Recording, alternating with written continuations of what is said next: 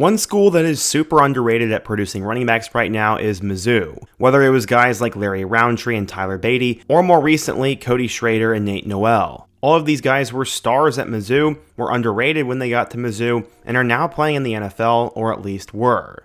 But somehow, someway, the best running back in recent history for the Tigers is currently on the roster, and his name is Ahmad Hardy. Despite Cody Schrader finishing in the single digits for the Heisman race, and currently he is number 1 in the country in rushing yards, is near the top in touchdowns, and is also doing it against SEC competition. But 2 years ago, there was only one school in the country that wanted him, and that was UL Monroe. Somehow Ahmad Hardy went from one offer and being a 0-star recruit to now one of the top running backs in the entire country, and he is only a sophomore. Today we're to go through his impossible story, talk about how it all happened, how good he has been, and what I think is next for Hardy. But before we get started, if you're a big fan of college football, be sure to subscribe to the channel, leave a like if you support today's video, and let me know what player, team, topic, or situation I can cover next.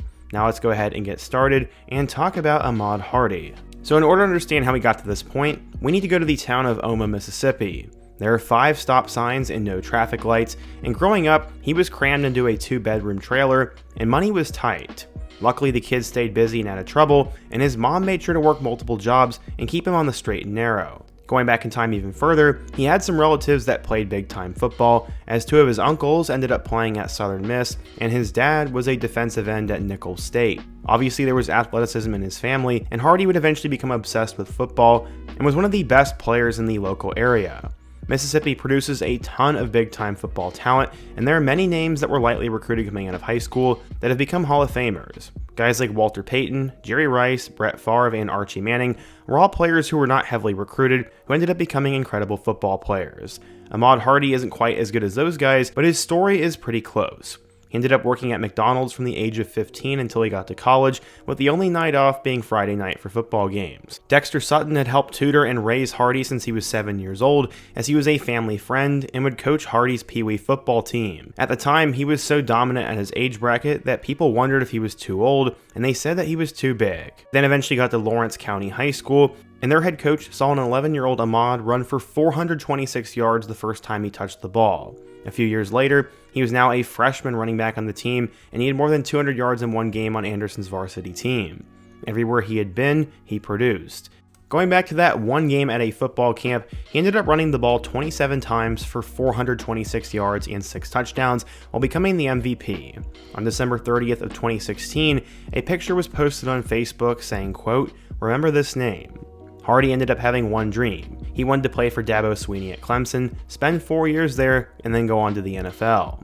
After that, he wanted to train and raise horses, and his football dream was not anything close to that for a while. He could barely get off the ground as he was playing 4A football, which is in the middle of the classifications for Mississippi high school football, and it didn't help that he was coming from a small town. His coach said, quote, "He was coming from a small town, and this high school has never been dominant in the sport." They also ended up playing the wing T offense, and there was little to no film of him pass blocking or catching passes out of the backfield. His coach said, quote, "It's not glamorous, it's not flashy, and I think a lot of the spread teams, they stayed away because they didn't know if he could actually pick up the learning curve and learn their offense." In the modern recruiting world, Hardy was an unknown. He went to a few camps, but nobody really knew about him. He was not even a top 50 prospect while he was at Lawrence County High School, and until his senior season, he played both running back and linebacker. All along though, everybody knew Hardy was special who actually watched him.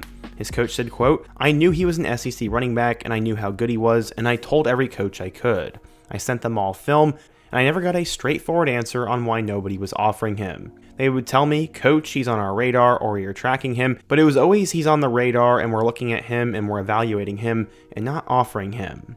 Grades weren't a problem, production wasn't a problem, or strength wasn't." As a senior, he ended up leading the state in rushing with 2,442 yards and 24 touchdowns, and some would say maybe it was his speed as well. He only ran a 4.6 at the scouting combine, but track speed and football speed are 2 very different things. So where would he end up going? Well, Southern Miss did apparently offer Hardy, but they wanted a verbal commit right away. When he opted to wait until National Signing Day, Southern Miss would take away the offer.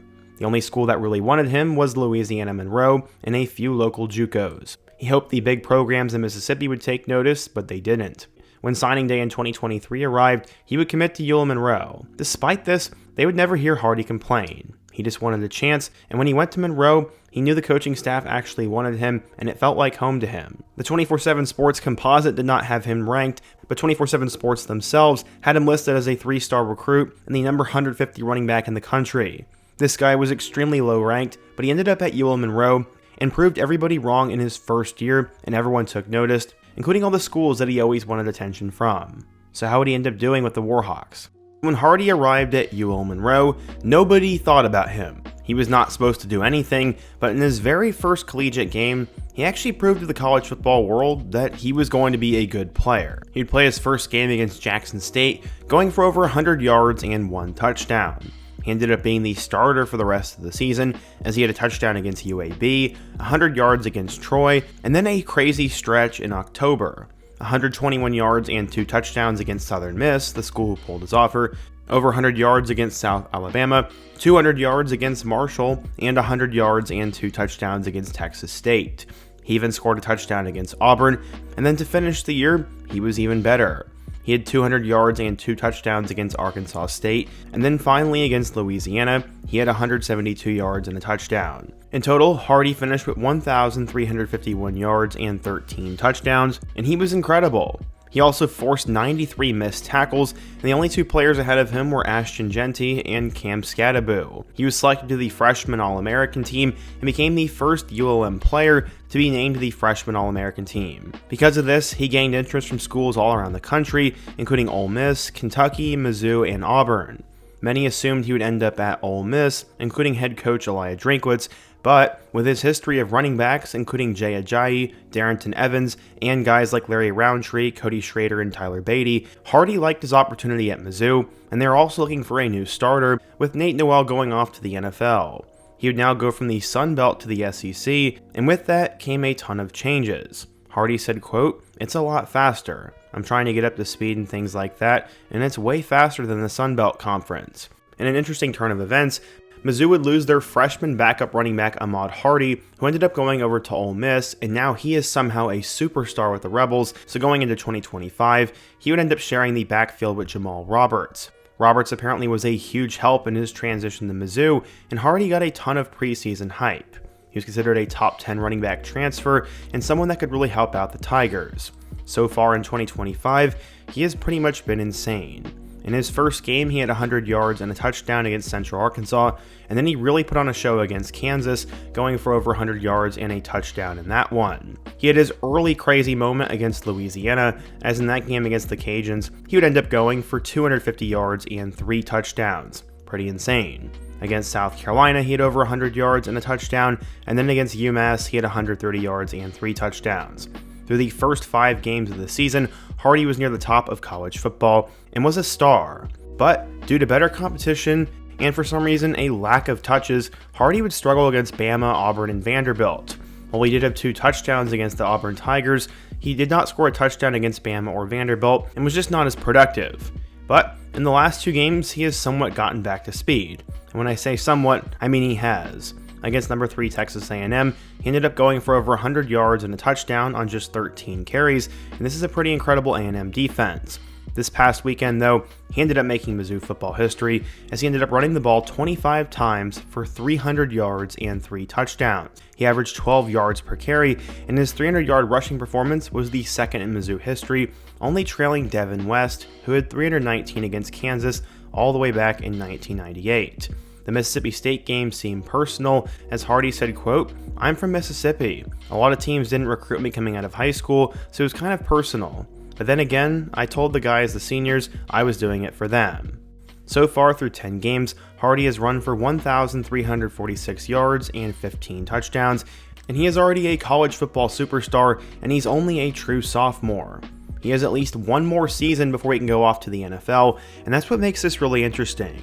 Elijah Drinkwitz said, quote, "I didn't think he was going to be this good, let's be honest. The dude is running through guys like he's a dump truck, and he's a Clydesdale amongst a bunch of Phillies. It's unbelievable." Honestly, as a Mizzou fan myself, I didn't expect Hardy to be this good, as I thought he'd probably be top 10 in the SEC, but I did not expect this. One thing that is for certain, though, is that Mizzou is doing a good job at evaluating running backs, and we will see if they can keep him. I think based both on his loyalty and success, there's no reason why Hardy would want to transfer again, but with how good he has been, I would not be surprised if a blue blood offers him a ton of money. I mean more than Mizzou could ever dream of giving him. At this point, we don't really know, but either way, Hardy is a star, and he came from nothing. From having one offer to UL Monroe to now being at the top of the SEC, that's pretty unimaginable. This is honestly great for him, and I hope you guys enjoyed today's video. But what do you think? If you're a Mizzou fan, what do you think of Ahmad Hardy, and who's another player I could take a look at next? Be sure to let me know down below, leave a like if you want to support today's video, subscribe if you're new, and check out one of the videos on the end screen. Hope to see you guys again soon, and until next time, peace.